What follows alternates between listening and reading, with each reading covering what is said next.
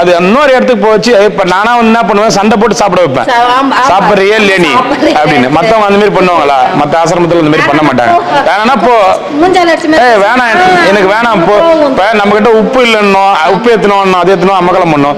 ஒரு ஆசிரமத்துல போய் எனக்கு உப்பு இல்ல அது இல்ல எத்தணுவான்னா அவன் கொடுக்க மாட்டேன்னுவான். உள்தாவோட வாங்கினுவான்னு சொல்ல வாங்கி வருவேன், பகடா வாங்கினுவான வாங்கி வருவேன். இதெல்லாம் அவங்க ஒரு ஆசிரமத்துல விட்ட பிறகு வாங்கி வருவாங்களா? நீ இருக்கத்த தின்னு அப்படின்னு. அதனால என்ன பண்ணிச்சு, அது சாப்பிடாம அப்படியே வத்தல் மாதிரி ஆயிடுச்சு. நாங்க எங்க கிட்ட வரும்போது அப்படியே ஆமா அதுதான். அது கிட்டத்தட்ட 6 மாசத்துல இந்த மாதிரி ஆகி போச்சு.